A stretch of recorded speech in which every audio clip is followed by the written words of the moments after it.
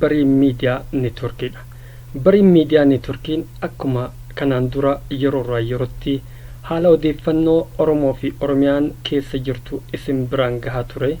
Har'as dhimmoota 2-3 qabadhee dhufee jira. Anis Abdulhakim Ahmad Huseeni.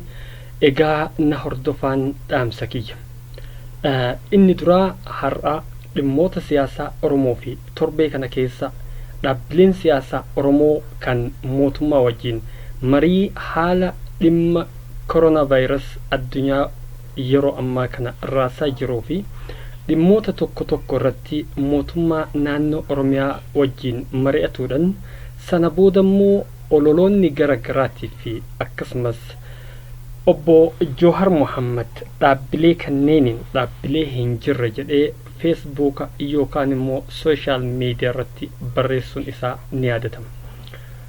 Egaa san booda ololoonni garaagaraatii fi hoogganoota dhaabbilee kanarratti wantoonni silaa hin barbaachifne garaagaraa akka deemaa ture fi ammas akka deemaa jiru argaa jirra. Kanarrattis waan tokko jedha na hordofa. Dhimmi ittaanus guyyaa har'aa dhaabni ABO shaneedha jechuudha. Tumsa federaalizimii dimokiraatawaa sabdaneessa jedhu irratti dhaabbilee Oromoo hin ta'in kanneen sabaa fi sablammoota wajjin ibsa haala filannoon gara waggaa tokkotti achi darbuu qaba jedhu irrattis yaada tokkoon jechuu barbaada. Kanaaf walumaa galatti na hordofaan dhaamsa kiyya. Inni dura dhaabbilee siyaasaa Oromoo kan yeroo ammaa kana biyya keessa karaa nagaatiin socho'aa jiran walgahii mootummaa naannoo Oromiyaa irratti argamanii yaada isaanii bilisaan kennachuu eenyumtu isaan hogguruu hin danda'u mirgas qabanii hanga Oromoo fi Oromiyaaf qabsoo goona jedhanitti mirga guutuu qaban jechuudha.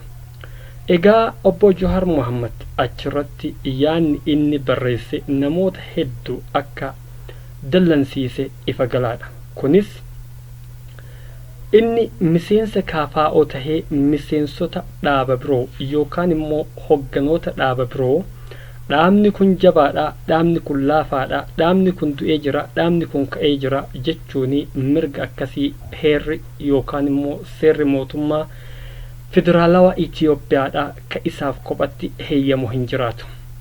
Namuu sagantaa heeraa fi seeraa ittiin bulmaata yookaan immoo ittiin masakama dhaaba isaa kan caasaa isaa ittiin hoogganuu fi kan biyyas ittiin bulchuuf socho'u heerawaa tahee boordii filannoo biyyoolessa Itoophiyaarraa ragaa argatee harkaa qabu hundi mirga eenyuutu hin gaafatan kan socho'an mataa isaanii waan ta'eef yookaan immoo ummataaf qabsaa waan ta'eef kanarratti Obbo Jawaar akkuma ummanni Oromoodhaa kabaja sii qabu, akkuma qeerroon Oromoodhaa kabaja sii qabu,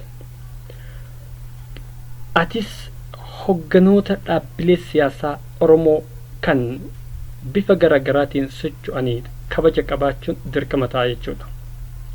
Har'a hogganoonni ati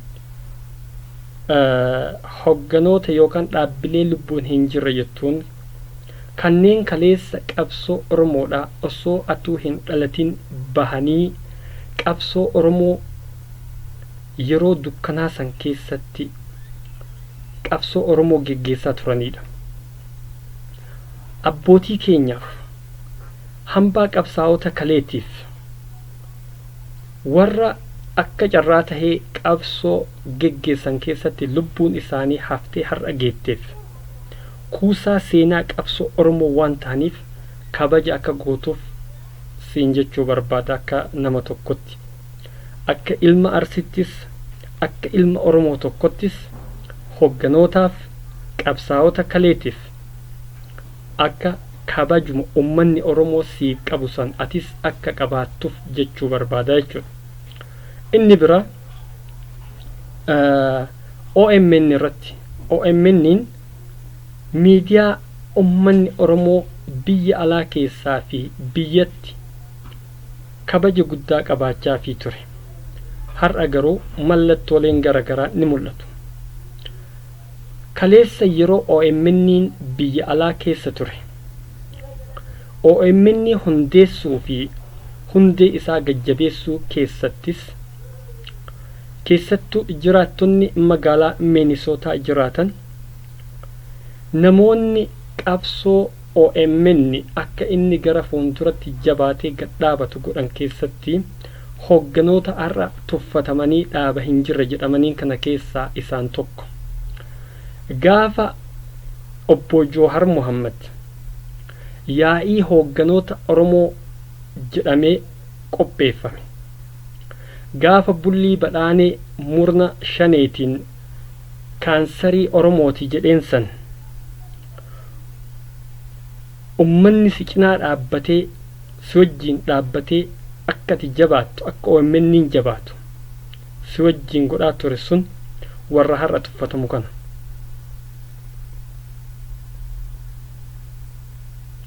OMN gajjabeessanii gadhaabuuf OMN akka inni jabaatu gochuuf uunkaa buusii miseensota biyyoota alaa keessa turan kan har'a jaarmiyoota ati tuffattu keessa jiran laaluu dandeessaa jechuudha.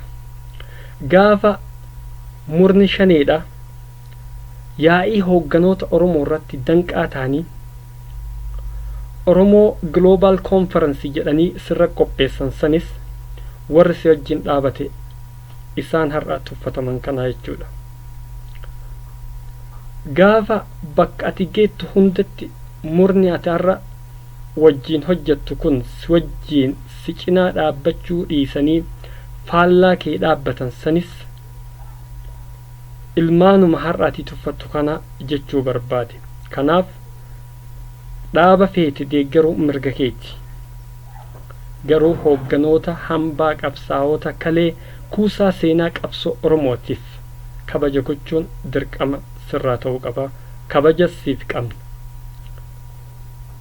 Kalees si kabanya, har'as si kabanya, borus si kabanya immoo gootummaa keetis beekumsa keetis of kennitee jireenya kee dhiiftee Oromoodhaaf Oromiyaadhaaf jettee biyya galuu keetiifis akka nama tokkottis akka ilma Oromoo tokkottis sii kudhina. Kana beekuun barbaachisaadha.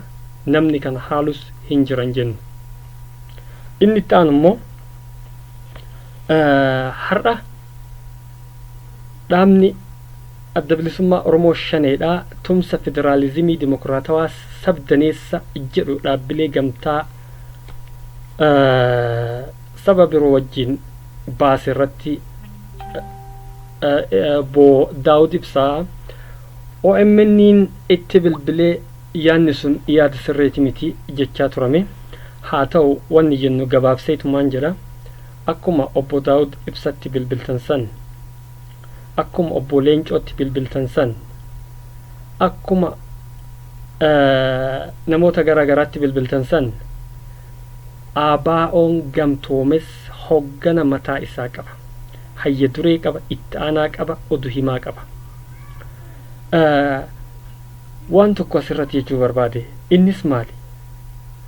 Dr. Abiyyuu Ahmad yookaan muummichi ministeera Itiyoophiyaa balaaleffachaa immoo lammaa faarsuun waan waliin fakkaanne.